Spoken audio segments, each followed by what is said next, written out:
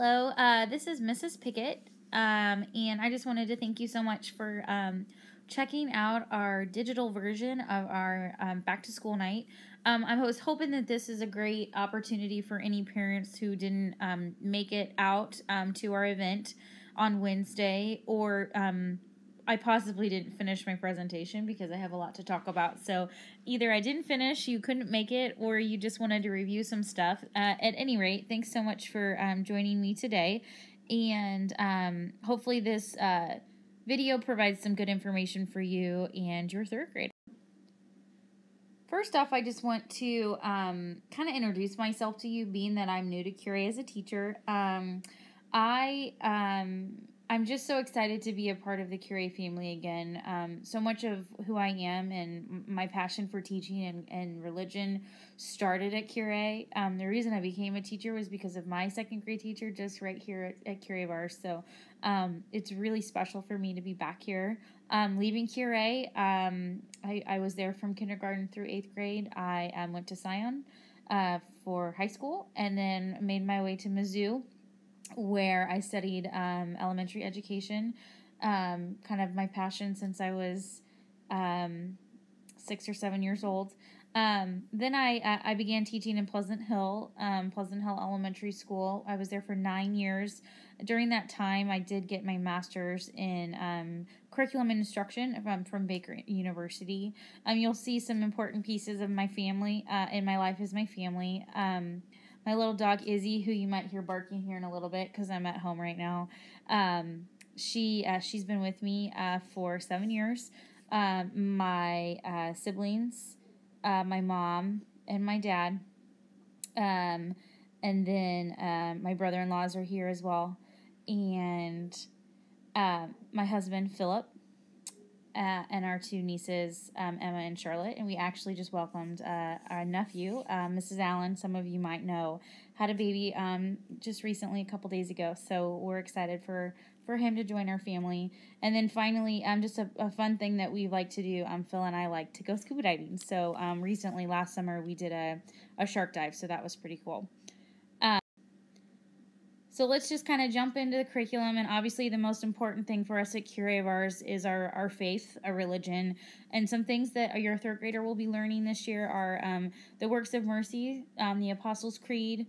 We'll spend a lot of time in Scripture. My goal and my hope is to really pull that Scripture into our reading class and really dig into it, learn the lessons, think about what Jesus wanted us to know in our gospel readings.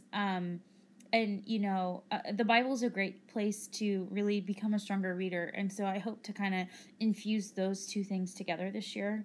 Another important thing for us is every Wednesday we will be having our all-school mass. It does start at 8:15. So, on Wednesdays, the sooner you can get to school, the better, so that we are on time for mass. The biggest thing for us this year in third grade that's going to look probably very different from anything you've experienced before is what I call the flipped classroom and problem-based learning. You'll probably hear me refer to the problem-based learning piece as PBL. So what basically this kind of model of a classroom is you'll see that we take the traditional classroom where you have a teacher and the students, and we flip it. So the students are getting short video clips of 4 to 5 minutes at home, and they're watching them on their iPod, iPad, iPhone, computer, laptop, really whatever they have available with an internet connection. They're watching me teach a lesson almost like I'm doing this, and they take a few short notes on it, and then they come back into the classroom and they practice what they learned. Recently, I was able to attend a conference, Podstock, and I learned that for the number of times a student practices something wrong, it takes 35 times to correct that. So it's kind of been my vision with the flipped classroom to be there with them doing the practice piece, so that when I do see them make that mistake, I can help them and I can correct it. It also really kind of frees up some classroom time for us. It allows me as the teacher to give more individualized math education. So if your child is really getting a concept, I can spend some time with them pushing them to the next level. And if they're not understanding, I can pull them into small groups. It's really great because not only does it allow for so much differentiation in the classroom, but it also is allowing me to help them become stronger math students. Homework in a flipped classroom. The students are going to be required to watch videos. Typically, I don't send more than 2 home in a week. And the greatest piece about this is that they're able to pause or rewind or rewatch any part of the video at any time. Think of that, your favorite television show, you space out for 5 minutes and you don't know what happens. Our kids are like that in the classroom all the time. And unfortunately, they can't rewind me when they're standing there listening. With these flip videos, they can rewind and rewatch 50 times if they want to until they really understand it. After they've watched the video, that is going to range anywhere from about 4 to 10 minutes, no longer or less probably. They're going to understand what they watched, completing a summary page that I'll talk about here in just a second. And that piece is important because it really allows them to kind of summarize what they saw in a sentence or two. But the one piece I really want to emphasize is them watching the video at home is not me thinking that you or anyone at home is responsible for teaching them the material. That's just the introduction piece to it. When they get back to school, we spend time talking about the video. We go over their summary. And then we create a note page in our journal, in our math journal. And so we're almost like we're hitting it more than once. Some different ways you can get the video.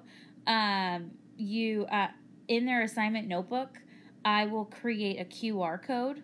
And you can get a QR code on any smart device that can be scannable, and it will take them to my YouTube channel. We're also going to have a class Facebook account that you can access the videos on. You can go to the YouTube link specifically. I also will email out those links as well. If you don't have internet at home, that's absolutely no problem. I have flash drives already that I can send home a flash drive with the video. That's just something you'll want to talk to me about. And in any rate, if none of those options work, you run out of time at home, I am going to offer time for the students to come in the morning or after school to watch their videos. The time is open from 7:30 to 7:50 in the morning and 3:30 to 4 after school, and just as long as someone is available to pick them up. And a big piece here for me is no excuse. With all of these options here, there's really no reason your student shouldn't find time to watch the video. And if it does become a problem and you guys are having a hard time with this at home, just contact me and we can work out some kind of plan to get them the video time. So what is the homework look like? What I like to call is a WSQ, a WSQ. The students, like I said, are going to have 2 days to complete each video, and they're going to have to fill out a summary page, which I will work with them and put an example in their expandable folder. They should be expected to share out in class the day the assignment is due. If the assignment is assigned on Monday, it needs to be returned on Wednesday. The WSQ itself stands for watch, summarize, and question. What are some things you might be able to do at home to be helpful? If you can find a quiet place for your child to watch the video, maybe headphones could be helpful so that they're not distracted, or help them find times to come to school to watch their video would also be helpful. Ask them about their S and their Q. What is their summary? And maybe question.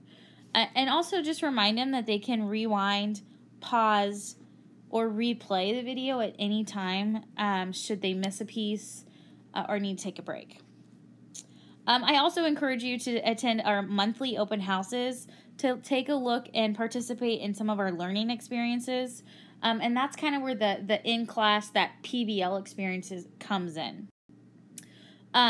If you're looking for more information on flipped classrooms, I am going to create another video that's just specific to flipped videos with a lot more information. But I would like to kind of share a few things with you from my class from last year. I did survey the parents once a month, and this is some information I got from them about our classroom in math specifically. One said, my student has really enjoyed the PBLs. I find this technique of learning has really sparked her interest in learning. She enjoys doing the homework, and it gives me a way to see what they are learning and how it's being taught. I really liked being able to experience this with her. Another, I think this is a great way to teach math. It allows for individual learning levels and progresses at a steady pace. It's hands-on and applicable. It allows parents to get involved not only in the student learning process, but with the actual learning on the home front. Some of these new math strategies are foreign to us, so we are able to learn right along with the kids. So now that I've hoped to kind of help you understand the homework piece of the flipped classroom and PBL environment, now I kind of want to talk to you about what's going to happen in the classroom. So PBL, like I mentioned, stands for problem-based learning. To help you kind of understand that, I want you to think about math as a student yourself. We were just told how to do it. We really weren't told why. So the method behind, or the strategy, the thinking behind PBLs is that students understand why. They're given a real-world problem that they have to solve using the skill that's being taught. So, for example, in this specific one right here, the students were tasked with, they were working on multiplication. They were given a piece of pizza. They had to figure out what they wanted as their toppings: 5 pepperoni, 6 black olives for one piece. And then they were asked, okay, how many pepperoni are you going to need for a whole pizza?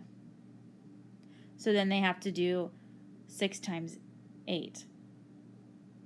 And moving forward, okay, now you're going to feed the whole class. You're going to need 6 of the same kind of pizza.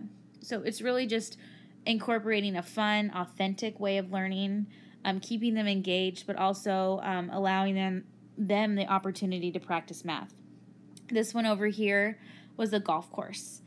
Students were building a golf course, but they had to include different angles and geometric shapes. So not only were they able to be creative, artistic, innovative, but they were also practicing their skills of geometry using angles and shapes.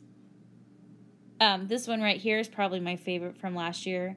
We were working on mass and volume, and I turned the classroom into a hospital. So students had to become doctors, and they had to measure volume and mass of different objects and things. They were given different tasks to work out. So again, real-world application to something that they had to learn to meet our Archdiocese standards. This one here in the middle, we were working on subtraction. Students were given a budget. They every time they used a piece to build their Lego dream house, they had to subtract from their budget, and so they were working on 4-digit subtraction across zeros. I'm really hitting some hard skills, and it was just amazing to see how engaged they were that whole time. Again, I could go on for a long time about all of these, but as you can see, it's just a great way, a real-world way to help them meet the needs that they are trying to get met through our math standards, if that makes any sense. Sorry about that. A cool thing about the PBLs is I do like to open up the classroom to parents. Occasionally throughout the year, you'll see in some of our pictures some adults. That's kind of just a way for you to experience the classroom with us. So I'd like to do that at least once a quarter, invite you into the classroom and spend some time with us in math. And if not, during school, sometimes I also like to do that after school, which gives you the opportunity, if you're a working parent, to really check out what we're doing.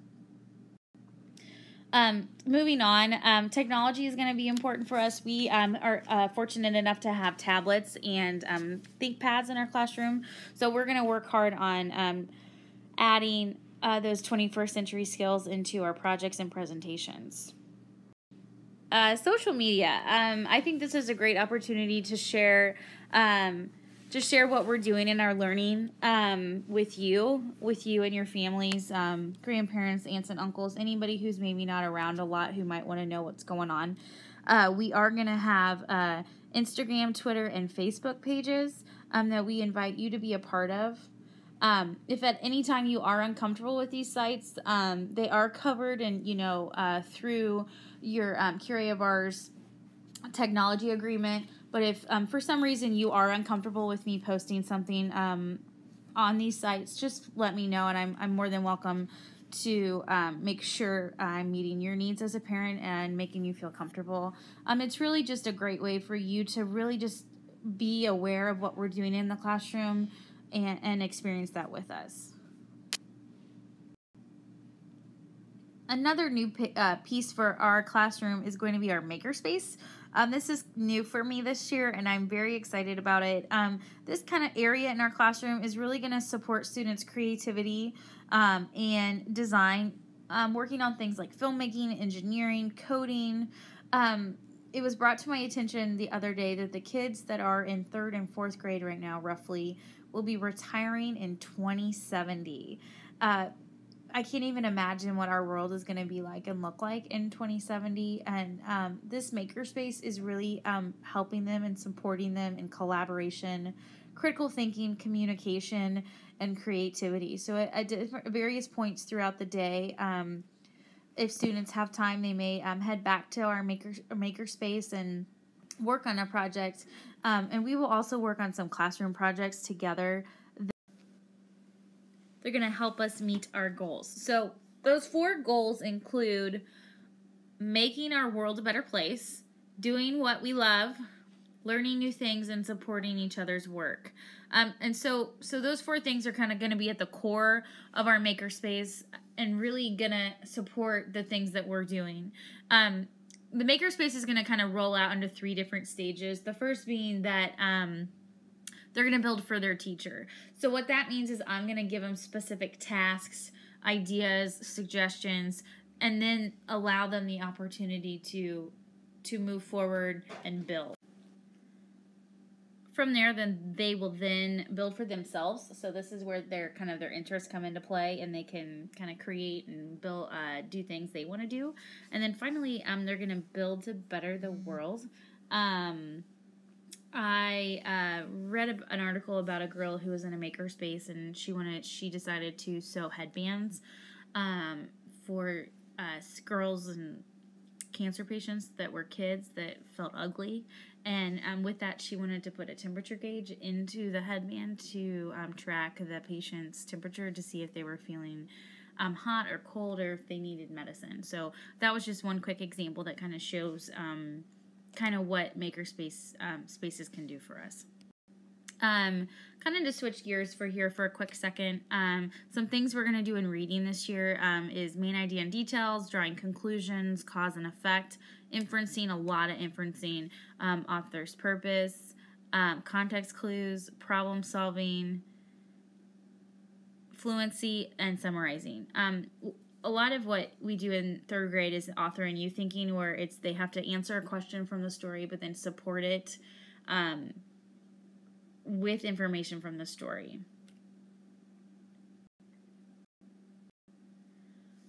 Math, lots of math, which we kind of hit on already, what that's going to look like. But place value, geometry, addition, subtraction, multiplication, division as well.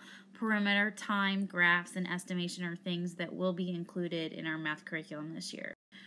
Science and social studies, we're going to do some plants and animals, matter, water, patterns in the sky. We're going to have suburban and urban communities, economics, our government, technology changes, are some of the few things we'll talk about this year. What are some things you can do at home to be helpful? Reading every day is really helpful. I encourage 10 to 20 minutes. I know with busy schedules that's not always applicable. Spelling, we are going to do spelling lists, and that is a typo. I'm sorry. That's going to be a 5-day schedule. Homework will come home on Monday, and it will be returned on Friday. Vocabulary, your students will get vocabulary words. I encourage you to work on those at home as you can. Responsibility, that's huge for third grade. This is kind of their growing stage where they need more responsibility. So, filling out their assignment book, doing their homework, making sure they have their papers together. That's just a great way for them to build that responsibility and to prepare as they continue through upper elementary. Their reading response journal is something we will do at school, but that's where they're going to kind of learn about different genres in reading. They'll conference with me about what they're doing that kind of helps me meet their needs individually.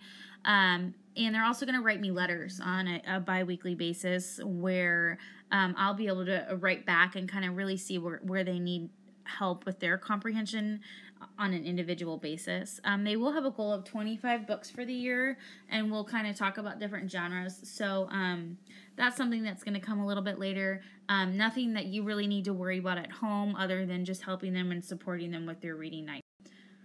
Our behavior management students will be able to learn. We have a lot of time working on our classroom contract this year, so we just determined this together that we promise to be responsible, respectful, and Christ-like every day.